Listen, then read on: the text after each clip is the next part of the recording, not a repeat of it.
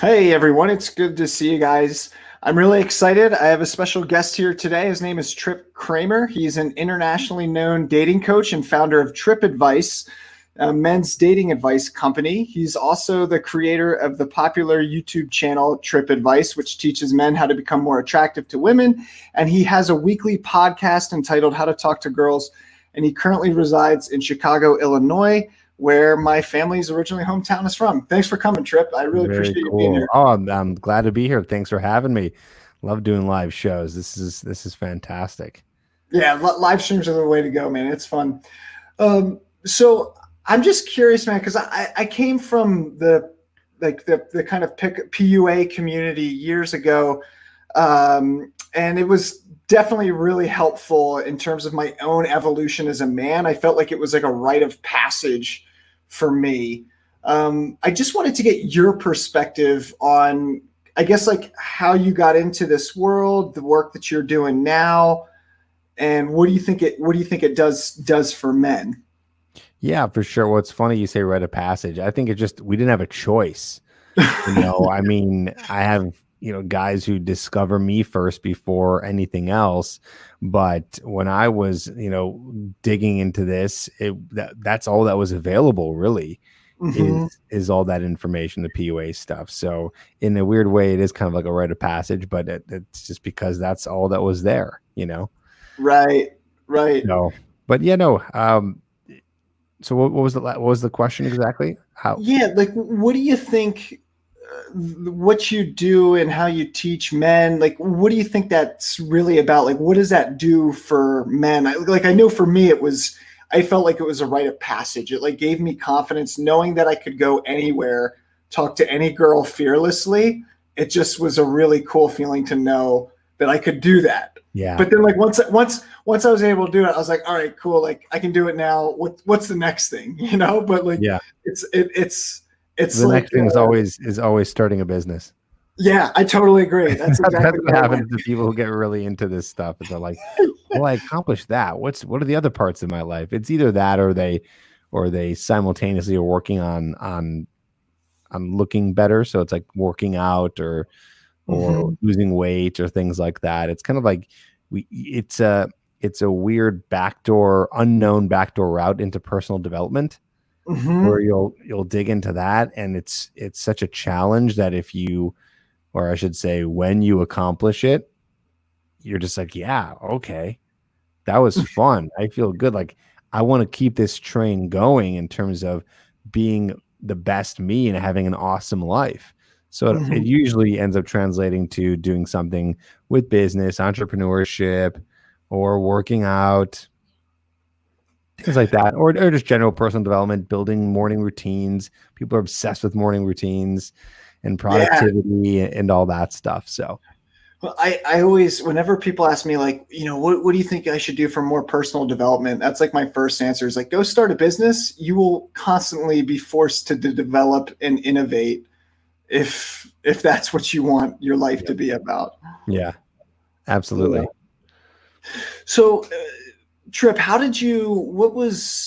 what do you do exactly now? I know you're still helping men get into relationships and really create, but I mean, ultimately, I see that you're doing something on a deeper level, which is, from my perspective, it seems like you're equipping men to feel more confident in themselves and go after more of whatever it is that they want in their life. Like that's what I see on the deeper level. Does that resonate with you? Yeah, definitely. I think that if you work on yourself, the you'll reap the rewards.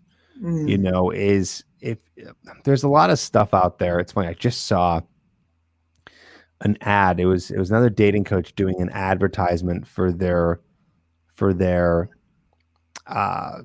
program. They're basically their full program.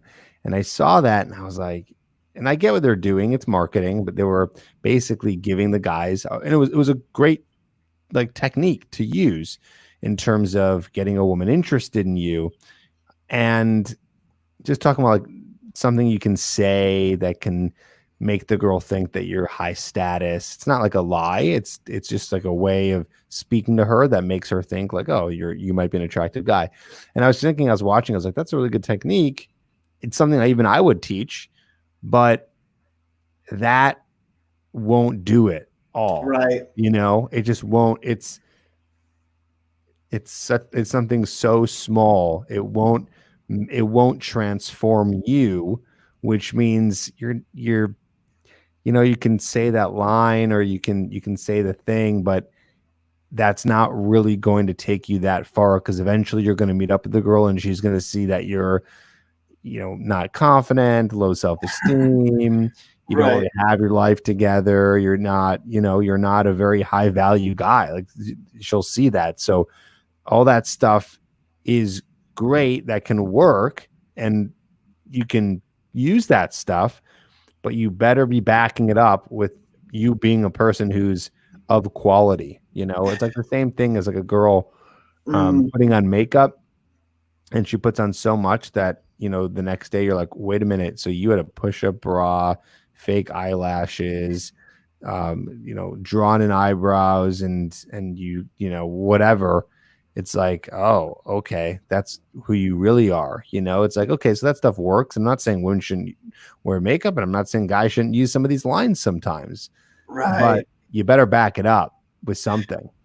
Right. Well, I love that because it really, just like in anything, whether it's sales, whether it's, relationships, it's a technique is just the first step. Eventually, we want to own the technique, integrate it into our presence, and be that. And like Right. I think like that's ultimately anything that's truly transformational. If it remains at the technique level, then it's not actually transformational. The whole purpose of the technique is, or like a sales script, is to kind of, get you into it. And then once it becomes a part of you, then it's just a part of you and you own it. And then it's in your presence. And I think that's really the conversation or distinction we're having right now. Here's another good analogy. Let's imagine you have a leak somewhere, like in a faucet. Okay. And so let's say you have a piece of gum. You chew some gum and you put the gum on there, and it works. Wow, it worked. You put the gum in the hole and it's not leaking anymore. It works now, and it worked in the present moment, and it might even work for a little while. The gum might stick on there, and it might do its job, but eventually the gum's going to wear down and it's going to burst, and it's not a real fix. It's a quick fix, Mm, right? So while those things work, they're not sustainable for the long term. So you'd right. have to actually go out and get a new pipe to fix the leak, right? So the same thing with you is, you need to figure out what you need to do to fix the parts of you to actually be an attractive guy. And the good news is when you work on that stuff, your life It's, becomes better anyway. yeah. You're killing two birds with one stone. You're just becoming this optimal version of you. When I say that, I don't mean attractive necessarily physically, although it's interesting. I was just talking to I literally just got off a coaching call with the client, and we were talking about some of these things. And I told him, I said, listen, in order to be an attractive person, it takes, and I talk about this in my book, inner qualities and outer qualities. Okay. Mhm, So what you're doing is you're going to optimize your outer qualities. That's one part. And then the inner qualities you're always going to be working on. Okay. mhm, So here, let me dive a little bit deeper into that. So outer qualities is your looks, so to speak, and some other things like maybe your lifestyle, your job. But let's just focus on looks for a second. So there's only so much you could do with your looks, right? You can work on what you wear, your haircut, um, your facial hair, maybe some, whether you wear glasses or not wear glasses, and then working out. That's pretty much it. So right. some of those are quick, like, okay, cool, new style, buy a new wardrobe, pretty easy. Contacts or not, haircut, like all that stuff is, you can get it done in a weekend if you wanted to. And then of course, if you want to work on either losing weight or gaining weight, that's going to take a little bit longer. But that's all you could do. Great. So optimize that part so you look your most attractive you could be. And then the rest of it, I would say, like the other 80%, I say 80% because the other 80% is the stuff that matters more, or has a more powerful effect on attraction, is going to be your inner qualities, which means your behavior, the way that you behave, Mhm, the way that you are acting when you're around a woman, your confidence, you being a challenge to a woman and not so easy to get, you understanding how to flirt and how to talk to her, you leading the interaction, and you enjoying the interaction. It's all behavior. I call it inner qualities. That's the way you act. So I guess my long-winded point here is, if you want to work on this stuff, and you want to be the most attractive person you can be, you got to work on all this stuff together. But what's cool is when you look better, when you optimize your outer qualities, you're just going to feel better, which is Right. great. And you're going to Yeah. be a better person for other people that you're around. And then same thing with your inner qualities when you're working on your behavior and you build more confidence. And that's going to help you with depression, anxiety, feeling lonely, right? Things like that. So you're inevitably going to be a stronger person in general. And all that stuff is what women are attracted to. And that's what they want. They want a guy who is secure in himself, who's effective at life, who has and this is more towards, I'd say, outer qualities, is has friends around him, has good relationships around him, and really just has his life together. A lot Hmm. of guys don't. And I'm sitting here 10 years ago thinking, kind of like it all clicked, and I was like, I got to teach this to guys. Like, this is easier said than done. Yeah, it all takes work and nothing's a quick fix, like we said earlier, but you could really work on this. And you could, if you're looking for a relationship or just whatever it is, you could get these results. Like, this could happen for you. And that kind of motivated me to help guys, to push it out there, because I was like, wow, this is possible. And I Hmm. know how I can deliver this. And then, that's where we are now. Yeah. Tripp, you made a great point there, which I want to go into a little bit deeper. You mentioned that you these external qualities are important, but the inner qualities are most important. I remember there being a phase at one point where I was doing all the right external things and I started feeling really good. I started seeing the results and I was like, wow, this is really cool.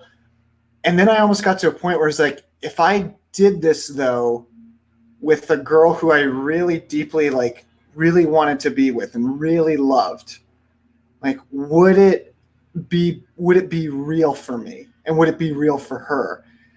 And I remember thinking that and going back and forth. And eventually I did just embody those qualities. And so whatever love I created from that space was authentic and real.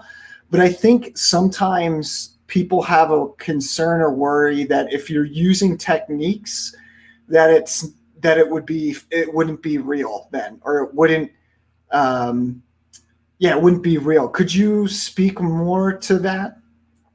Yeah, that's it's a great question and thing to bring up too, because I hear that a lot from people who don't need this help, right? They're like, Mhm. I don't get it. It it sounds like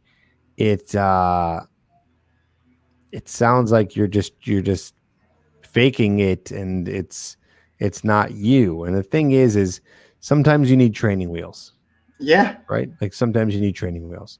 Like, you cannot overnight just become confident dude and just know it all. So there's some things that you might need as Mhm. training wheels to just get you started and get you out there. And a Yeah. little bit of fake it until you make it. I'm not saying you lie. Like, there's no like lines that I'd ever teach that.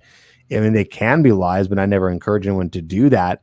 But they're, just ways of speaking to women, or things you say to open up conversation, to just start things and get things going. And there's no harm in that, right? And I always tell people too, who kind of look at dating coaching like, what is going on here? Like, what is this? And it's like, listen, everyone deserves a shot at Mhm. at love, sex, and or relationship. I think everyone deserves that Mhm. opportunity at least. And so, if you have any, if you have any other better ideas, please let me know, because I'd Yeah. be open to sharing that with the guys. But most people don't, and of course they don't. They just haven't. It's not their fault. They just haven't put thought into it. But be yourself doesn't work, not because being yourself doesn't attract women, but that doesn't, it's not very practical advice. Right. I remember the first coach I ever hired.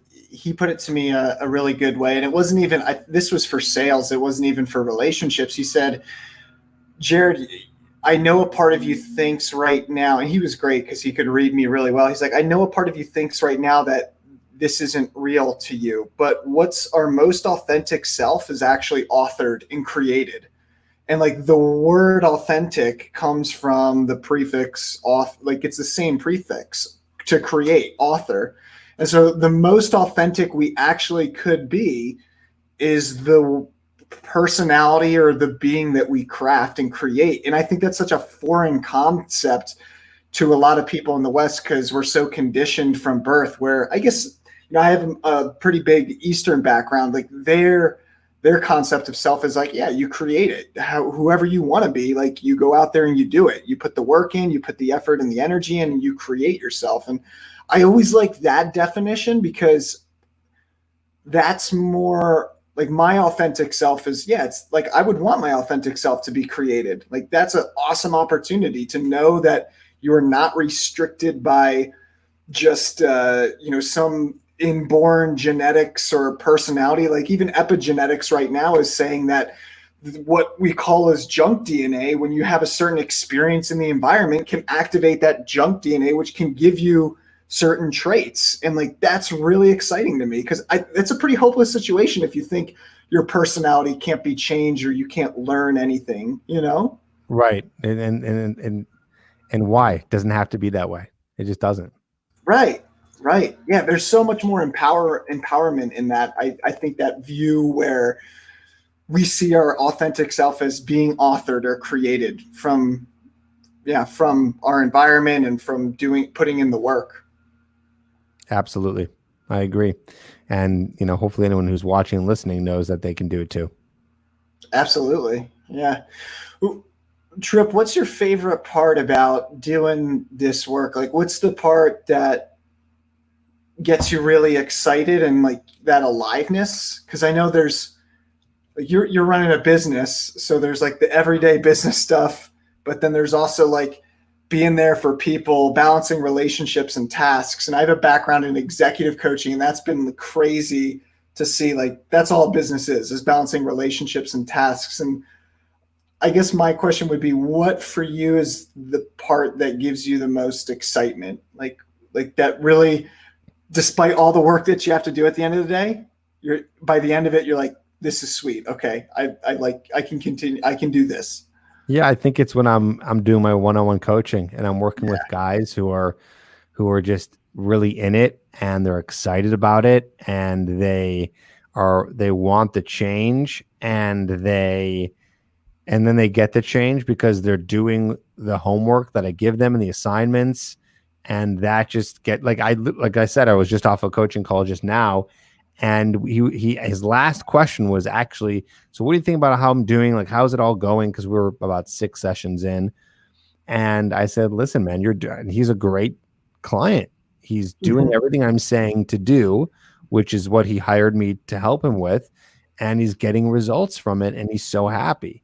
And I'm happy, not that he's necessarily even getting results. I'm happy that he is putting the work in. Right. And he's doing it, and most of my clients do, but you get some people who just aren't making it a priority, and I get really excited when guys are excited about it because I'm excited about it, right? This is what I talk about. This is what I do all day long. So to be with someone who wants to make change, it is that that excited energy transfers over to me and gets me all pumped up. So I love working with people who are just in it to win it. And when they're in that mindset, they end up winning and they get what they want out of life. And there's just nothing better than that, honestly. Yeah, I totally agree, man. That's whenever you see the transformation process happen, and you can know like right off the first call if a person's really going to be there and they're going to do it. Like if there's just that feeling like, okay, yeah, they're invested and they're gonna take this. Like, and the great thing is when they don't even know. Yeah, they're worried, and they're so worried that they're not going to be able to do it and create what they want. You're like, dude, you're fine. So that's good. That's good. what would you say, Tripp, for someone who's in a space where they're wanting to create that change in their relationship and they're learning the skills and they're applying it, but they're at a point where they're getting some results, but they're not getting the full results that they're actually looking for, and then they get demotivated. Like I've seen some people, at least in my work, where they're in it, and they, for whatever reason, they don't have that resilience as much, like that bounce back. Like, okay, this didn't work. I'm just going to get back in the game. This didn't work. Like, what would you? How do you work with people in that manner when it doesn't might not happen the right way right off the bat? Because there's some clients in that I'll get who they're excited, and then for whatever reason they don't have that bounce back as much as some of the other ones. Yeah, no, that's a tough situation. That's a really good question, actually. Is some people don't have that bounce back. I think we all have somewhat trouble with that. Some people more than others, so I can totally relate to that when my client is like that. And you just have to pound in their head and get them to understand the reality of what it takes to make a change. So the guys who are not making changes quick, it doesn't mean that the change isn't possible or the result isn't possible. It just means that your journey is going to take as long as it needs to take. And you got to remember that all this is hard work. Like Right. No matter what you're going to do to make a change, it's going to be hard work. Some people make quick changes, but no matter what you're trying to achieve, it does take work. And so you got to remind yourself of that. You got to remind yourself of that combined with the concept of patience. Because if you don't have that, if you don't have the patience, it's not going to happen anyways, right? So it's like you have a couple choices. Do you want to just keep working at this, or do you want to give up? Giving up is going to be, where you're at now without the chance of actually succeeding. So I try to kind of use logic in a way, and also try to remind them of the rewards and the benefits of once you're there. You're going to be so happy that you got there. You're going to be so happy you didn't give up. Right? You're going to be so happy that you finally got to that point, and you got to keep going. And then once in a while, I'll tell them a story of an old client who, and this is a true story. I was working with him day in, day out for like 2 months, and he was about to give up, and he was literally on his last day of working together, and he's like, I just want to give up. Like, I'm not seeing exactly what I wanted. I said, let's just give it your all, and let's just keep going. Let's keep pushing, even though this is the last, one of the last days we're working together. And then he ended up meeting a girl who became his girlfriend for the next few years. Oh, that's great. So the lesson there is, you don't know how far you are away from making a big change, and there's levels, right? There's it keeps the new challenges keep on coming up. And I always remind the guys that look at what you've accomplished so far. Some guys forget. That's another thing too, is like, oh, I haven't got the results I wanted. It's like, have you realized how well you've actually done? When you came to me, you couldn't even talk to a girl, and now you're approaching girls all the time, and you were so scared. We quickly forget how far we've come, and we only look at the new challenge in front of us. Yeah. You gotta remind yourself of where you came from, because that is the fuel or motivation to keep going. It's like there's always going to be a new challenge. Like you're never, you're always going to be in a new challenge until the day you die, because eventually you're going to probably be in a relationship, and sometimes that's people's goals. Well, there's challenges there, and then challenges in being in a longer relationship, and challenges in having children. It's like it's never going to end. So look back at where you've come from and just focus on the main challenge now. And just because you're not 10 steps ahead, that doesn't mean that you're far behind. Yeah, I love that. I was studying motivational schemes. I'm teaching a class on that actually, and motivational schemes and willpower. And all the research is saying that if we don't self-reflect back on the transformation that's already happened, we will burn out, and we won't be able to get to that next level, whatever that level may be. Exactly. Like you'll eventually just burn out, like the wick will run.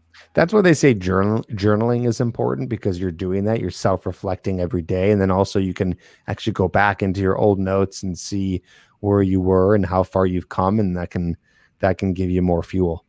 Hmm. Beautiful, beautiful. Tripp, how would you say if like how would you say the people that come into your work, once they do get that relationship that they're looking for, they create the skill set, whatever it might be. I mean, some people it might just be, look, I just want to know to be able to have the confidence to talk to any girl, and like that's good. And then other people probably come to you for just, I just want a single relationship. Maybe some come like, I want like 4 or 5 different girls for whatever reason. I've heard it all. But what do you think, what do you think at the core of everyone's external goal, what do you see that they're really looking for? Is there like one common underlying thread that you really see everyone's actually looking for? Like the goal, like I always like thinking about the goal or the desire behind the desire, or the goal behind the goal. I don't necessarily, yes, I do have a deep answer for that, but it's nothing I really share with my clients because it doesn't mean anything to them in Right. that moment. It's just not where their head is at. But really, we're all looking for validation in some respect. Mm, And I think sometimes it takes a little external validation to feel internally validated. But absolutely. but but hopefully that internal validation lasts, and you can then take that and be like, and take that and give yourself your own internal validation. So what I'm saying here is, Mm, you might feel crappy, low self-esteem, like a shitty person, unattractive, and then you might start getting attention from women, and you're like, oh, maybe it's not so bad. Maybe I am a cool guy. Maybe that, and then they're also accomplishing goals. You know, mhm, accomplishing the challenges that come along with approaching, and that stuff starts to build your self-esteem, because of that's been proven to build self-esteem, accomplishing things, and that's all to just feel validated and feel good about yourself. As long mm, as you don't hold on to that in a way where you're consistently trying to get external validation to feel good, because that is not sustainable, because right. you'll just continue to try to get it, like you're trying to fill a bucket with water that has a hole in it. You'll never end up filling the bucket with water. That hole is the hole that is inside of yourself, where you don't feel good about yourself. So you use external validation to feel better. But you know what? It doesn't hurt once in a while to just get a nice reaction from a girl. It just, Yeah. it doesn't hurt. It can really boost your confidence a little bit. And then hopefully at the end of the day, remind yourself, you know what? I am awesome. Sometimes that, and I hope that's the realization from guys I work with, or guys I don't work with, who just watch the videos and things like that, is to realize, you are, as long as you're hopefully not a crappy person to people, you're a cool guy. You are a good person. You it's, and it's just more important that you see it, rather than trying to get proof from other people. Like, it should come from within. But once Mm, in a while, you can take a hack, or use a hack, and try to get it a little bit from meeting people, putting yourself out there, and just going through the process of meeting women. Some people, it's a little bit dangerous though, because some people get addicted to it, and will right. continuously, approach, and sleep with this girl, sleep with that girl, and get into a relationship with this girl and that girl, only to find that they're completely using all of that to feel good about themselves. So at the Right. end of the day, I hope that, because it's really hard to sit there and kind of kumbaya spirituality, say things to yourself, mantras, to get yourself to feel good about who you are. It's like almost impossible. Like, you need some sort of proof on some level. Oh, absolutely. When I have, I mean, I'm very deeply spiritual, but I'm also very grounded and practical. And I kind of went to both ends. I went to one far end and then went the other far end and then found somewhere in the middle. And I think sometimes people in the spiritual or communities, whatever you want to call it, the awakening communities, they might say, well, you should never need anything on the outside to validate yourself. And it's like, well, we are animals. And if you study, evolutionary psychology, like that's a part of our biology. We do need external proof and we do need to be validated. Like I remember at one point in my life where I used to think, it was more of a holier than thou attitude, but it was, I should never need any external proof ever again, like trying to be above it. And then it was like, well, that's bullshit because you're yeah, even if you are a spirit or a divine being or whatever you want to say it, like you're still a human being. And so you got to honor both aspects of yourself. And I really think that's a much more grounded approach, as long as the external isn't what you're completely dependent upon, because that's doomed eventually to fade. Right. So I think it is. I think it's a healthy balance between the two. Yeah. Yeah, exactly. As long as you can find that. But yeah, I think the bigger thing too is just accomplishing goals Mhm. is really the best way to start feeling good about yourself and who you are. Like actually having a plan and achieving something that you're trying to set out to achieve. That's going to be one of the best ways to build confidence. Yeah, absolutely. And then it's like you hit something at this level, and then if you want to, you can take it to the next level, uh, and you can keep going if you want to. I know for me, I've kind of tried to go up to too many levels too quickly and fell down. Then okay, I got to reassess, and that's a whole nother conversation. I think though. uh, Tripp, I'm going to ask them maybe like one or two more questions, and then are you cool if we go to the audience and if Yeah, anyone definitely. Happy to. and guys, if you have any questions for Tripp, anything at all, please feel free to share, put up there in the comments section, and I'll get to those after I ask them a couple more questions here. So if you guys have anything, go for it. Um, Tripp, what do you think would be the best advice that you could give someone who's maybe accomplished everything that they want to accomplish, but they're looking for that next level? And I know this isn't more, I guess, towards relationship. This is more just relationship to ourself. Like if You mean in everything they've sat there, they've gone, I've done it all. well, let's say they've met a certain number of goals, and then they have to form new goals.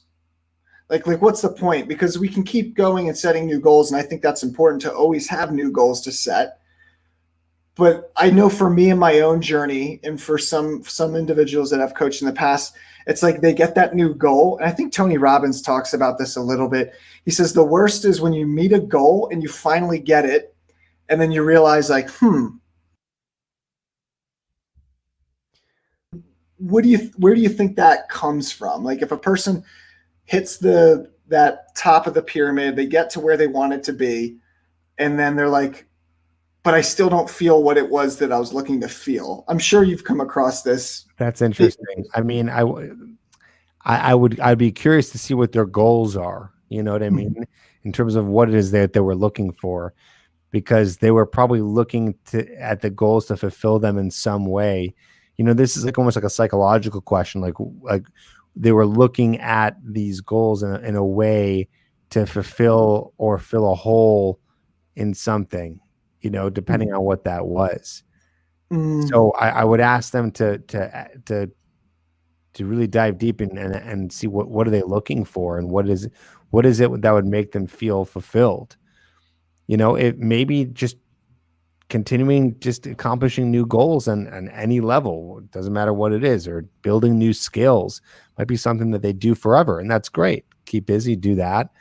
I think, and this back to Tony Robbins, he says a lot about one of the best ways to achieve fulfillment and happiness is helping other people, mhm, right? So giving back, giving time to other people. I mean, it'd be great if you could do what we do. Is we do this for work, and it's giving other people. But I think the next level might be you're giving your time away to help those in need, and doing mm, more, charity work, or just trying to figure out other ways to give value to others who need it and might not be able to to receive it. Maybe they don't have the funds, maybe they don't have the technology, whatever it is. So I would probably say to that person, even though I'm not really a life coach, I don't consider myself one, but just in my opinion here, probably to seek out, is there something you could do to help others with your time? Because that has been proven to make you feel pretty fulfilled and pretty good. Yeah, I love that. Yeah, that's more. It was more of a, I guess, a relationship to self question, but it's all the research says that when we're serving or helping other individuals out, we actually feel better. It's built into our biology because of tribal psychology and things like that. Exactly. Exactly. So ask yourself what you can do to help other people. It could be a friend too. Could be a Mhm. friend, someone who needs it. Not necessarily giving unsolicited help, but seeing where you can offer help or value to someone who needs it. Mm, beautiful, beautiful. I'm going to go to Bonnie's question here. So Bonnie says, what or how do you get them to know this or see this? What works for you? I can give them encouragement, but what approach helps you most? I'm trying to think of maybe what she's referring to. So that came up about What or how do you get them to know this or see this? 4 minutes ago. Works for you. I can give them encouragement. What approach helps you most? Maybe it sounds like when they're not accomplishing what they're trying to accomplish. Yeah, that's it. Good Maybe we call. were talking Yep. about that. Yeah, yeah. Because yeah, I mean, So it's like how would you get another person one thing I do is motivated? I try to like open them up to reality. So I kind of actually give them like a tough love, and say, okay, listen, let's live in reality for a moment. Okay, reality is in order to achieve X and Y goal, these things need to happen. Mm-hmm. So we have to ask ourselves, did we do these things? And most of the time the answer is is no, because if you did, you would have achieved the goal. Right. I'm trying to think of an example. Let's say um, the guy is like, "Well, I haven't gotten a girl's number yet," and what the heck? And I'd say, "Well, you probably haven't gotten a girl's number yet because you've only approached like one or two girls a week.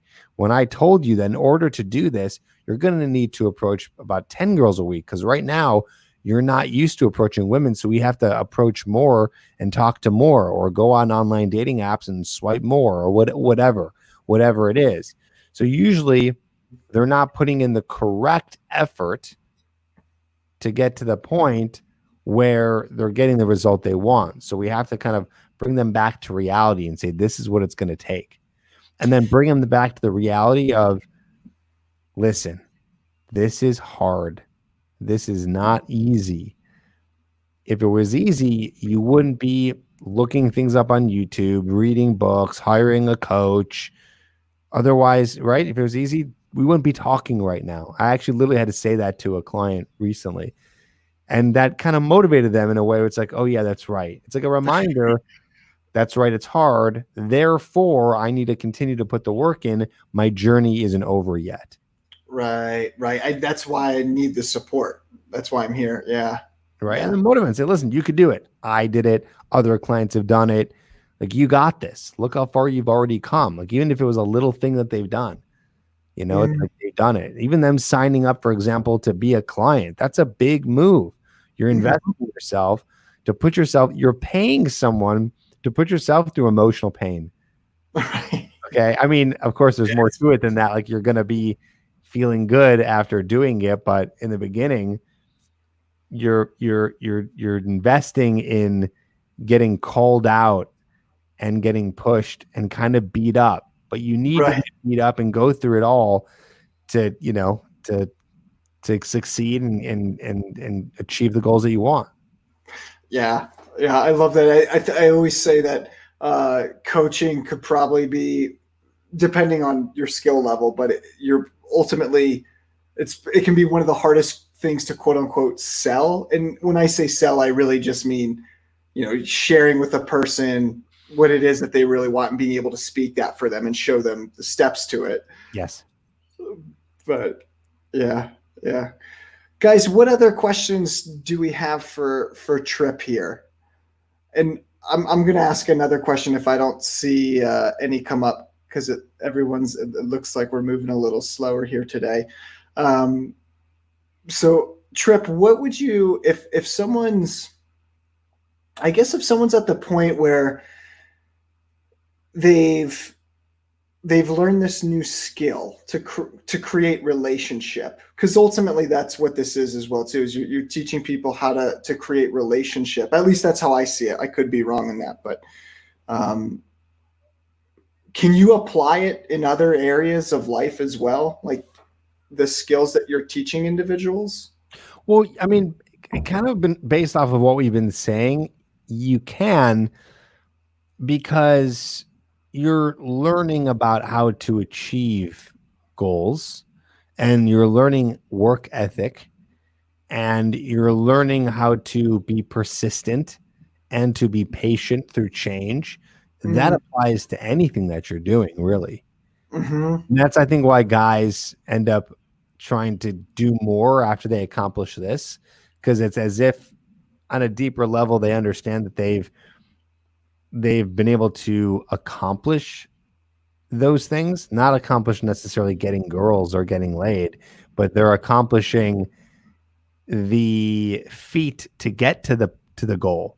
mm-hmm, And mm-hmm, so it's like they have a newfound confidence that they can accomplish something, and that they mm, can achieve something, and they can build a skill or get a result in another area. mm. Does that make Yeah. sense? Yeah, it makes perfect sense. It's just learning to have the confidence that if you put the effort and energy in, you can create it out there in the world. Right. And it's just whether you're willing to put the effort and energy in. Yeah. How bad do you want it? That's another thing I always ask people is how bad do you want it?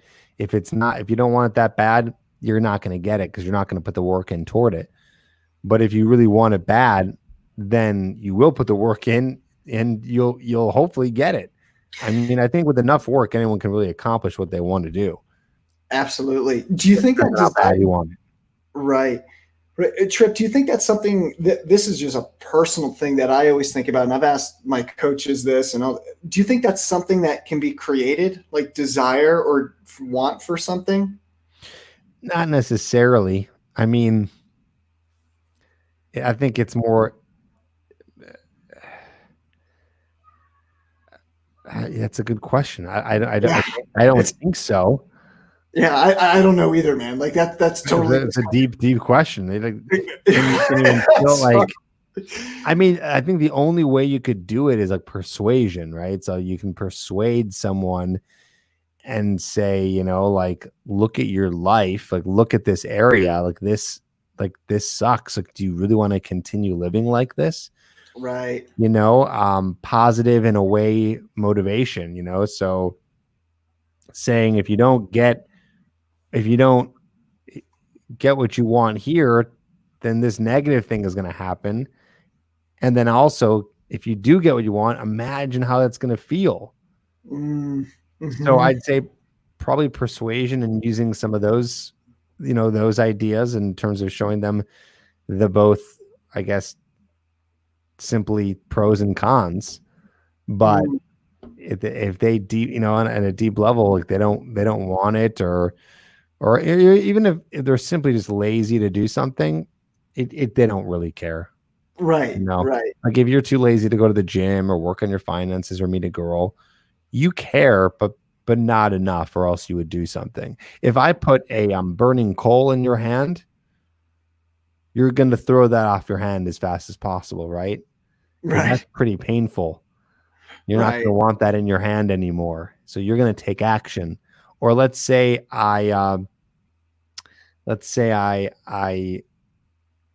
you know, I don't know, had a gun to your head and I said, answer this question, whatever it may be.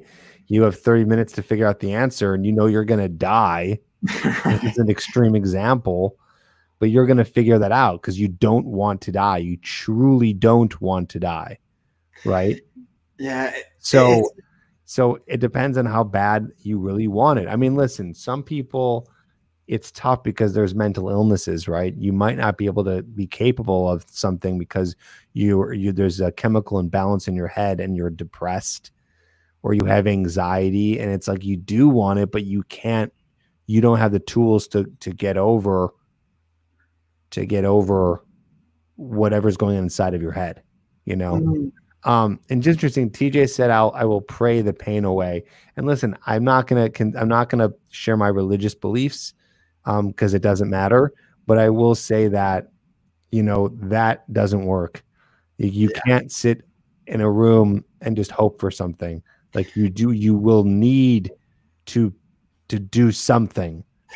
Yeah. Like I, there's just so much proof in that. Like you have to do something. If you want, you can pray and do something, but doing right. nothing, it won't get you anywhere. It just won't.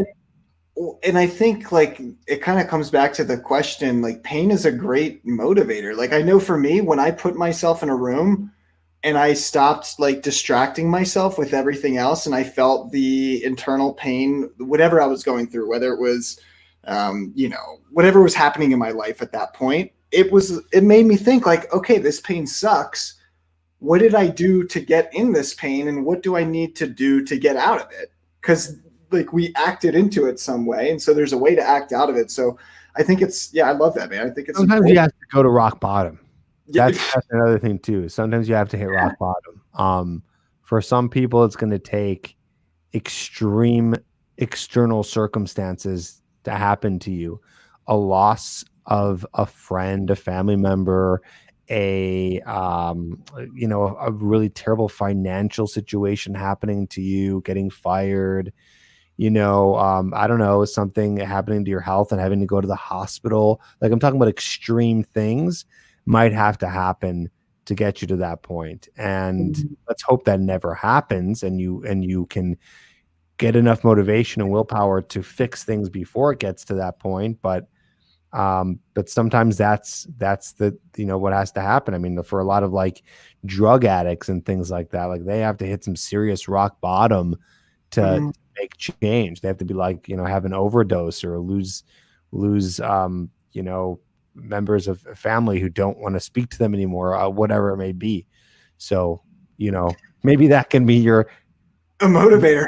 the negative motivator. Like, I don't want that to happen. Okay. Right. So do you want to make the change now or do you want to wait till things are really bad? Right. Right. And Me I think too.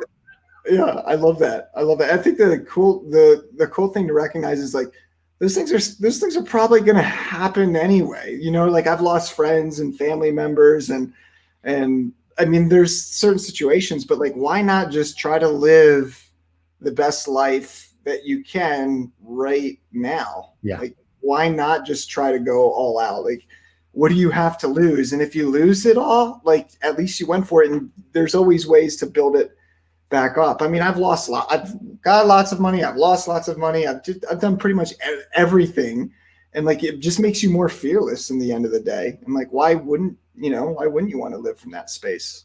Yeah.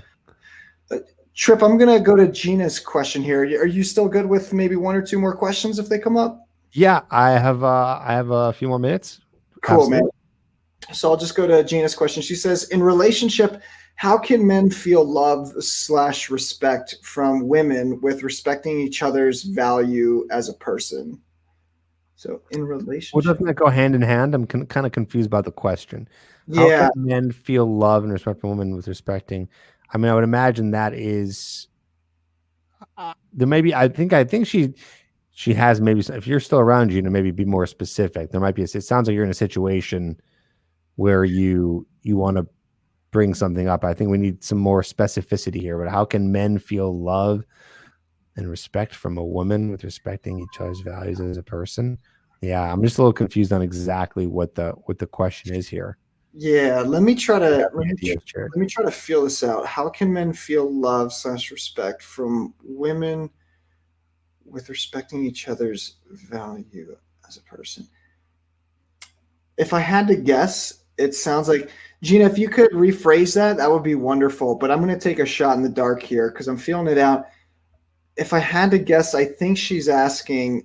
It looks like she's in a situation where she's not getting respect, but she wants to feel respect from that other person. It sounds like a very toxic situation, Yeah, actually. that's good I thought think there. that's I think okay, yeah, here we go. So Gina says, men have told me that I disrespect from me.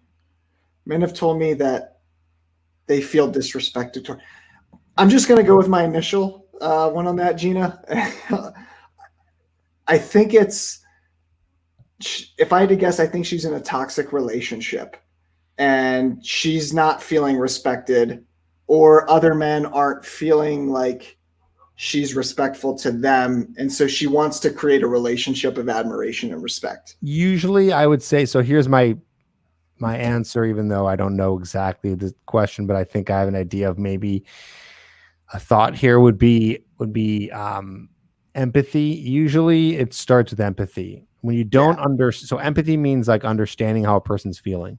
So usually people feel disrespected, and usually disrespect shows its face when the other person isn't understanding how they're feeling.